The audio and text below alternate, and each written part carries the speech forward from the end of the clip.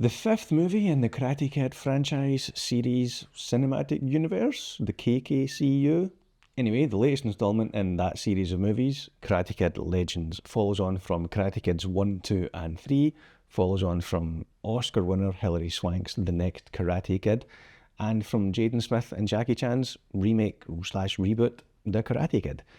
Karate Kid Legends tells the familiar story of a young kid, Li Fong, played by Ben Wang, who moves to a new city, New York, with his single mum, Ming-na, falls for a local girl at his new school, Mia, played by Sadie Stanley, and falls foul of Sadie's ex-boyfriend, Connor, played by Aramis Knight. And wouldn't you know it, Connor is a karate expert, and there is an upcoming tournament where Connor and Li Fong can settle their differences. So far, so Karate Kid.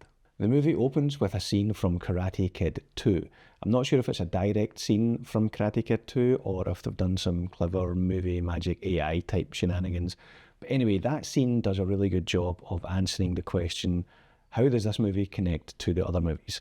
They get that question done and dusted and out of the road right at the start, so that's really good the way that they did that. Let's talk about the good, first of all. Let's talk about what I liked about the movie. The main cast are very likeable. Everyone does a pretty good job. Ben Wang as the lead does really good. Sadie Stanley does good as his love interest. Jackie Chan and Ralph Macchio, they're playing characters they've played before. It's not a huge stretch, but they are very likeable. Their banter is very good. It's great to see Joshua Jackson back on the big screen. He plays Mia's dad. I know he's been doing a lot of work in TV recently, but good to see him on the big screen. Although what is odd, because how can Pacey from Dawson's Creek be a dad and have a teenage daughter? So that one doesn't vibe quite well, because if Pacey and Joshua Jackson is middle-aged, then I'm middle-aged, which clearly can't be true. Jackie Chan is finally playing his age. It's good to see him in a role where he does that and he's comfortable doing that. And as I said, his banter with Ralph Macchio is quite funny and charming. The movie's actually got a nice visual flair to it, which in a weird way reminded me of the Spider-Verse movies, Into the Spider-Verse and Across the Spider-Verse. I know they're animated movies, but this movie, Karate Kid Legends, has a little bit of kind of like comic book style panels and transitions, on-screen graphics for the fights with points and hits and things like that. But yeah, kind of that combined with the hip-hop soundtrack and the fact that it's a kid in New York going to a new school, and also the fact that there's some pretty egregious product placement for Sony headphones. You thought we wouldn't notice, Sony, but we noticed. So all those things made me think of the visual flair of the Spider-Verse movies, which is a good thing. I mean that as a compliment. And wouldn't you know it, it's 90 minutes long, and that's okay. It's okay for movies to be 90 minutes. Not every movie has to be 2.5, 3 hours long. Looking at you in Mission Impossible, as much as I loved your movie, almost 3 hours long. So that's what I liked about the movie. Here is what I didn't like about the movie.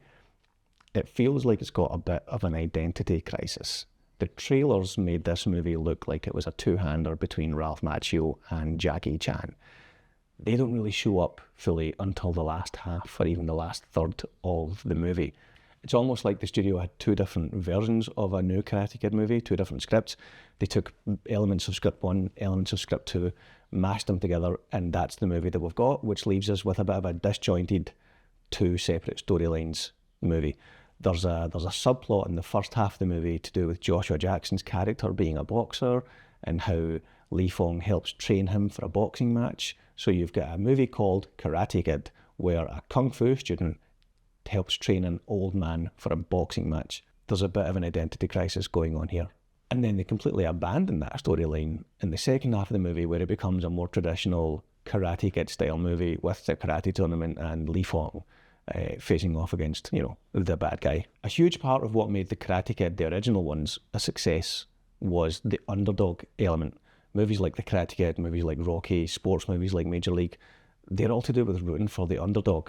Li Fong in this movie isn't that much of an underdog. When we meet him, he's already quite a competent kung fu student.